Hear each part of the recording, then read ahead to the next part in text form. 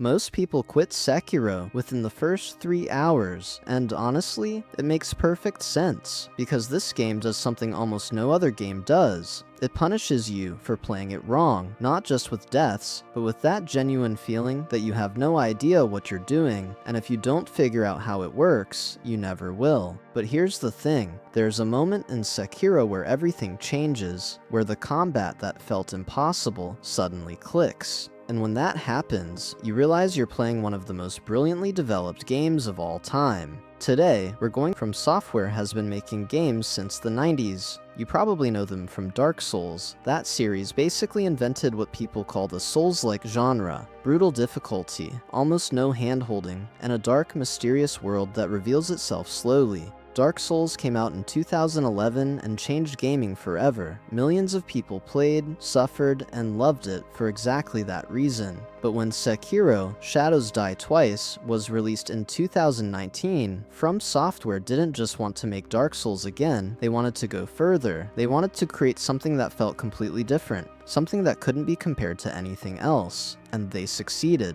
Sekiro is set in Sengoku, Japan, a period of almost constant civil war during the 1500s. You play as a shinobi named Wolf, whose job is to protect a young lord called the Divine Heir. The story dives deep into Japanese mythology, talking about immortality, divine lineages, and what it truly costs to be undying. And I mean that literally. The Divine Heir's blood has the power to bring people back from the dead. This is the core of the entire story. The world they built around this concept is stunning. Temples on cliffs, dense bamboo forests, ruined castles, valleys infested with ghosts, and each area is connected in a way that makes you feel like you're exploring a real place, not just walking from one level to the next. But all of this, the story, the world, the visuals, none of it would matter if the gameplay wasn't extraordinary. And this is where Sekiro gets really interesting. Let's talk about what makes Sekiro's combat so different from everything else. When most people think of action games, they think of dodging attacks and hitting enemies back. You avoid the blow, you deal the damage. That's the loop in most games. Sekiro breaks this completely. The core mechanic of Sekiro is something called the posture system. Every enemy, and your character too, has a posture bar. Think of it as a balance or stability meter. When you land hits, parry attacks, or pressure an enemy, their posture bar fills up. When it's full, the enemy is completely open, and you can kill them instantly with a move called a death blow. The same thing works against you. Take too many hits without recovering, and you'll take a death blow too. This means the game doesn't reward you for running away or playing cautiously. It rewards aggressiveness. It rewards staying in the fight, blocking, parrying, and maintaining pressure. The moment you back off and try to play defensively like in other games, your posture starts to recover. The enemy rests, and you lose your momentum. This is completely counterintuitive for anyone coming from other games. In Dark Souls, running away and regrouping is a valid strategy. In Sekiro, it's almost always the wrong move. And then there's the deflection mechanic. Deflection is not the same as blocking. When you block an attack in most games, you take reduced damage and you're safe. When you block in Sekiro, both you and the enemy take posture damage. But when you land a perfect deflection, pressing the block button exactly when the attack hits, you take almost no posture damage, and the enemy takes a huge chunk. It makes a satisfying metallic cling, and gives you that perfect combat rhythm that the entire game was built around. Learning to deflect is the hardest and most important skill in the entire game, and here's why it's so difficult. Different enemies attack at completely different rhythms. Some are fast, some are slow and heavy, some mix both. There is no universal timing. You have to learn every enemy individually. The game is basically asking you to study every opponent you face, recognize the patterns, memorize what they are doing, and react accordingly. This is why so many people give up early. The game never fully explains this to you. It shows you the basics and throws you into the deep end. Most players spend the first few hours blocking everything and getting beaten up without understanding that they need to start deflecting, not just blocking.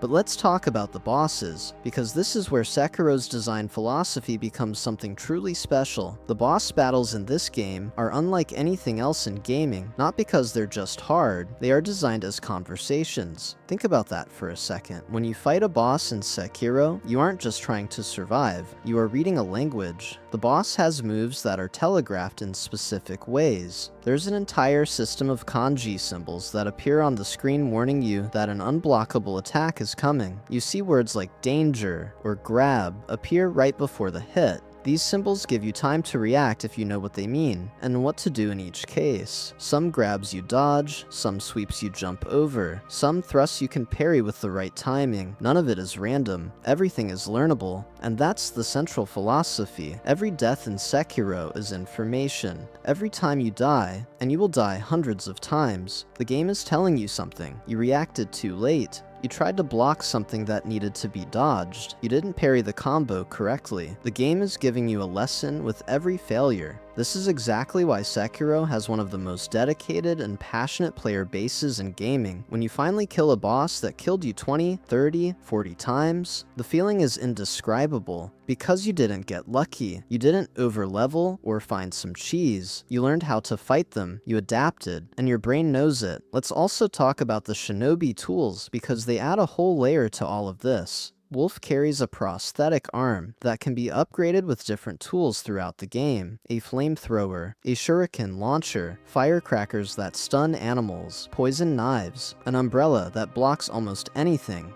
These tools aren't just cool gadgets, they were made to neutralize specific enemies and bosses. Flamethrowers deal extra damage to certain creatures. Firecrackers stun large animals. The umbrella protects against specific elemental attacks. The shuriken can interrupt certain enemy moves mid-animation. Each tool has a purpose, and learning when to use them is part of mastering the game. But here's the thing, you can finish the whole game without relying much on them. They are powerful, but not mandatory. The core combat is strong enough that a skilled player can get through almost anything with just the katana and good deflections. The tools are an extra layer for players who want to go deeper. And the grappling hook. Let's not forget the hook, because it completely changes how you move through the world. Sekiro is the first FromSoftware game to have a fully vertical traversal system. You can swing between rooftops, hang from cliffs, drop silently from branches for stealth kills, and escape fights by leaping to high places. The entire world was designed around this movement. There are hidden paths above you everywhere. Most players miss entire sections of levels because they forgot to look up. Now let's talk about the difficulty debate, because Sekiro sparked a massive conversation when it came out. When the game was released, many people argued that it should have an easy mode. Some felt the game was too exclusive, that only pro players could enjoy it, and that FromSoftware was being arrogant by not giving options to other players. The counter-argument, which the game's director, Hidetaka Miyazaki, basically supported, was that the difficulty is the point. Sekiro's design only works if every player is forced to learn it. An easy mode that let you take more damage and deal more damage would completely destroy the posture system. If you can just tank hits and mash buttons without timing, the entire language of the combat loses its meaning. The precision and timing that make the game brilliant would become optional, and then it wouldn't be Sekiro anymore. This debate is genuinely interesting because it touches on a real question of game design. Should a game be accessible to everyone, or should it maintain the vision of its creators? There's no clean answer, but what's undeniable is that Sekiro's design is completely intentional. Everything in the game was made to teach you how to play it. The information is there if you pay attention, and the results speak for themselves. Sekiro won Game of the Year in 2019 at the Game Awards. It sold millions of copies. It is widely considered one of the best action games ever made, not despite its difficulty, but because of how that difficulty serves the experience. The combat system in this game influenced games that came after it. You can see posture-like mechanics appearing in other titles. The focus on timing and reading enemy patterns instead of just grinding stats has become more common. Sekiro proved that players are willing, and even hungry, for this kind of challenge, and the story, when you go deep into it, is quietly devastating. Wolf's loyalty to the divine heir, the price of immortality, the question of whether living forever is truly a gift or a curse. The multiple endings, each exploring a different answer to that question. The lore hidden in item descriptions, environment details, and conversations you might miss the first time you play. Sekiro rewards players who pay attention on every level, not just mechanically, but narratively. Sekiro isn't just a hard game, it's a game built around a specific idea that learning and mastering something is the reward. Every mechanic connects into something that is genuinely one of the most complete and coherent game designs ever made.